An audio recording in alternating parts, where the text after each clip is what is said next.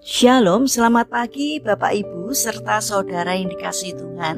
Kiranya damai sejahtera dan sukacita dari Tuhan Yesus Kristus senantiasa menyertai kita sekalian. Sebelum kita mendengarkan firman Tuhan dan renungan, marilah kita berdoa. Tuhan Allah Bapa yang baik, kami sungguh bersyukur atas kebaikan dan kemurahan-Mu. Karena Engkau Tuhan yang selalu melindungi kami dalam beristirahat sepanjang malam, sehingga kami dapat bangun dalam kondisi yang baik dan sehat.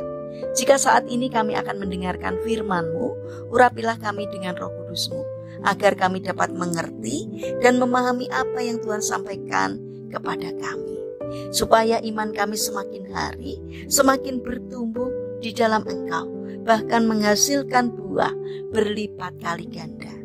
Terima kasih Tuhan. Di dalam nama Tuhan Yesus Kristus kami berdoa. Amin. Bapak Ibu serta saudara yang dikasihi Tuhan, bacaan firman Tuhan saat ini diambil dari kitab Mazmur pasal 139 ayat 13 dan 14. Demikianlah sabda Tuhan. Sesungguhnya Engkaulah yang membentuk buah pinggangku, menenun aku dalam kandungan ibuku. Aku bersyukur kepadamu, sebab aku dijadikan dengan dahsyat dan ajaib. Betapa ajaib apa yang Kau buat, dan jiwaku benar-benar menyadarinya. Tema renungan saat ini adalah rancangan yang indah. Bapak Ibu serta saudara yang dikasihi Tuhan, Gren adalah anak keempat dari 5 bersaudara dalam keluarga yang takut akan Tuhan. Waktu ia duduk di bangku SD, ia memperlihatkan jiwa kepemimpinan hingga beberapa tahun ia diangkat menjadi ketua kelas.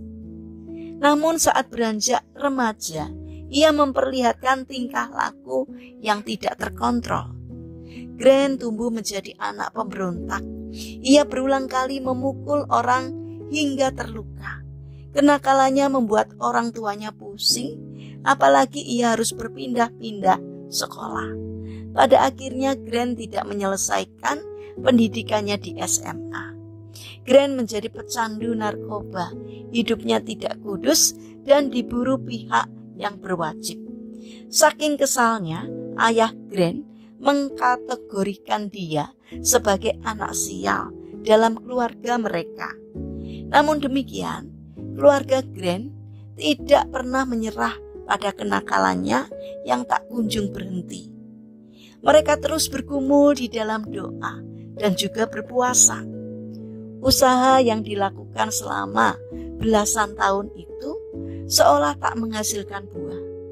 Ketika ayahnya meninggal, Gren tak dapat menghadiri acara pemakaman karena masih diintai pihak yang berwajib. Di masa seperti itulah, kehancuran yang tersimpan jauh di lubuk hati Gren meluap. Ia menangis, menyesali segala perbuatannya. Namun, Tuhan tidak pernah berdusta. Saat orang-orang percaya berseru kepadanya, maka dia akan bertindak. Pada saat yang tak terduga, Gren berkenalan dengan perempuan yang takut akan Tuhan, dan mereka akhirnya menikah. Belahan jiwa yang Tuhan sediakan bagi Gren merupakan jawaban doa dari keluarganya. Istrinya membawa Gren dekat dengan Tuhan. Setelah menikah, kehidupan Gren mulai menunjukkan banyak perubahan yang membuat Gren menjadi pribadi yang penuh berkat. Orang yang melihat perubahan hidup Gren mengagumi kebesaran Tuhan dan iman keluarganya.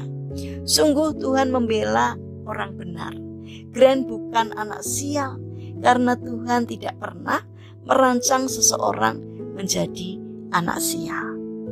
Bapak Ibu serta saudara yang dikasihi oleh Tuhan, siapapun kita yang oleh dunia atau orang tua dilabel sebagai anak sial atau tidak punya masa depan, pahamilah bahwa vonis itu sama sekali tidak benar. Sejak semula Tuhan merancangkan masa depan yang indah dan penuh harapan bagi kita. karena kita diciptakannya secara dahsyat dan ajaib. Datanglah kepada Tuhan dengan kesungguhan hati dan tanyakan tujuan Tuhan menciptakan kita.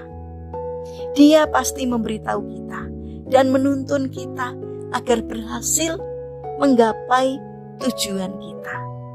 Karena rancangan Tuhan selalu baik bagi setiap orang yang percaya kepadanya. Jangan biarkan iblis terus menipu dan mengintimidasi kita dengan vonis bahwa kita adalah anak sial di dalam keluarga. Percayalah, jika kita mencari Tuhan dengan sungguh hati, maka Dia akan mengubah kita menjadi pribadi yang mempunyai karakter baik dan penuh berkat. Bapak, Ibu, serta saudara yang terkasih, marilah kita bangun karakter percaya pada rancangan Tuhan, bahwa rancangan dan rencana Tuhan selalu baik bagi setiap orang yang percaya kepadanya. Mari kita berdoa. Tuhan Yesus yang baik, kami percaya bahwa Engkau punya rencana yang luar biasa bagi kami. Karena itu buatlah kami mengerti akan rencana-Mu dan tuntunlah kami agar kami dapat mewujudkan rencana-Mu itu dalam diri kami. Bapa yang baik, saat ini kami berdoa untuk saudara-saudara kami yang mengalami sakit atau lemah fisik. Kami mohon belas kasih dan kemurahan-Mu. Kiranya Tuhan berbelas kasih dan Engkau berkenan untuk menjamah dan memberikan kesembuhan. Kami berdoa bagi mereka yang mengalami kesulitan hidup. Kiranya Tuhan berkenan hadir untuk menolong dan memberkati mereka. Saat ini kami juga ingin menyerahkan setiap rencana aktivitas kami hari ini kepadamu. Berikanlah ketekunan dan semangat kepada kami dalam menjalani aktivitas kami hari ini. Kami memohon Tuhan yang menolong, Tuhan yang memberkati setiap karya kami.